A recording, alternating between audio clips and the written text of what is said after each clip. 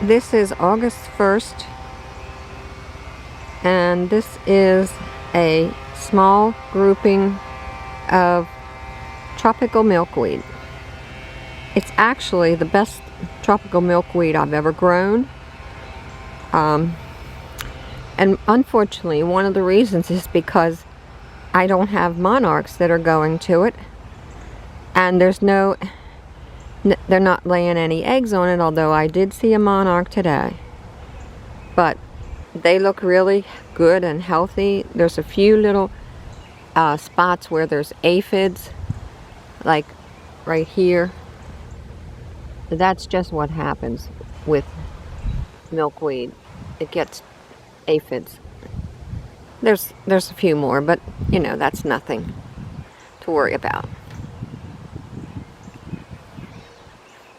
Walking around here, I have a Mexican sunflower that's not doing too well, some Brazilian Verbena that are doing very well, and look at this grouping right here. I mean, I just love this. And I have a porterweed in here, and actually there's a couple tomato plants in here, but I was afraid they were going to be planted too close together and wouldn't bloom well, but it fooled me. And the bee balm, the Jacob Klein bee balm, that's on the wayside. That's going downhill, but has provided a lot of color. And I have a small zinnia patch here of tall, mostly red zinnias, and they look good. Just have a little work to do. I have a lantana, Dallas red lantana back there. Have to check on that, maybe tie it up. And I have a red hibiscus plant in there. Here is another grouping of bee balm. It's sort of like a raspberry-ish color. And there's another lighter color of bee balm that's getting mildew.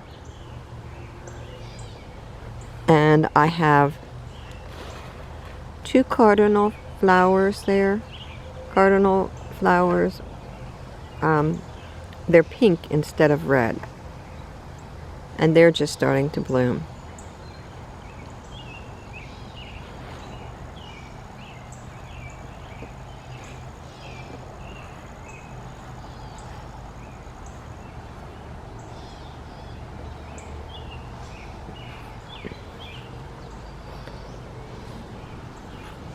There's some celosia here with salvias and verbena. I am starting to see some butterflies, swallowtails and monarchs.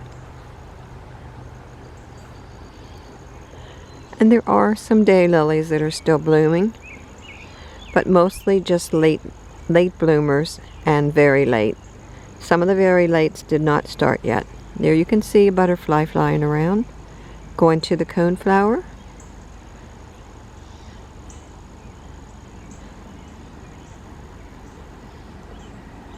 And there is a hummingbird moth.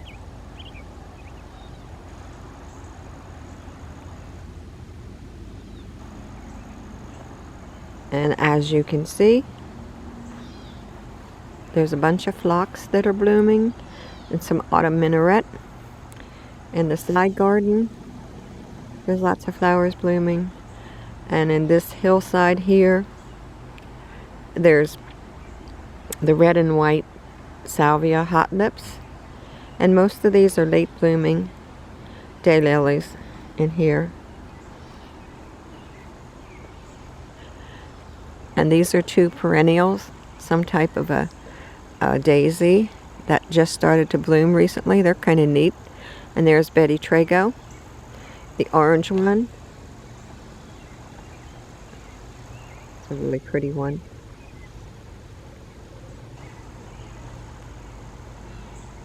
There's some wild grapevines in here I want to get out. And this is a coneflower with black and blue and some celotias. Copper Royale is the, maybe not Copper Royale, but Copper something or other is the daylily. And that's Simmering Elephants, sort of like a brownish looking one. And these three right here are seedlings. The lavender one is one of mine, and the two in back of them are from Margot Reed. And the one in back of that is Dancing with Sandra. And beside it, that's the orange one. The yellow one is a Mocan daylily. And there, the orange one is a seedling. And the one by the maple tree is also a seedling. That came from Margot Reed. The tall coral colored is Bermuda Coral by Dawn Marvin.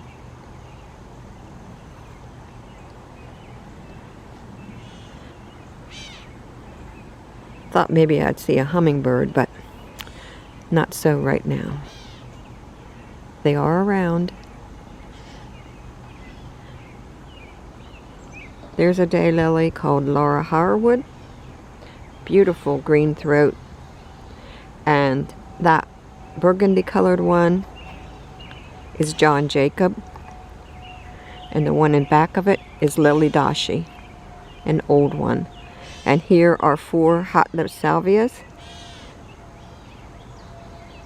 And here are 3 or 4, I think it's 4 Vermillionaire Kufia with marigolds in the front of it. And this on the hill is a Rockin' Purple. And the daylily, the gold one, is named Look. And there's a very late one here that's just starting to bloom.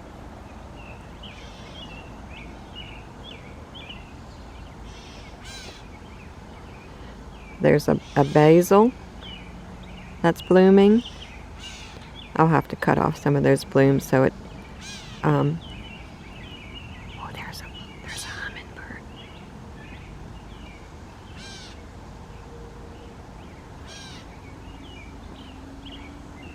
Well, it was here.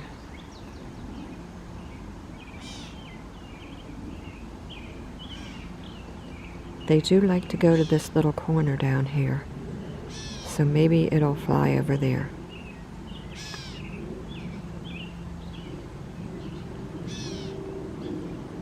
I have 2 of the Rockin' Purple salvias and 1 Dallas Red Lantana and 1 Vermillionaire Kufia in that area, and a black and blue and a Roman red. All of those are attractive to hummingbirds.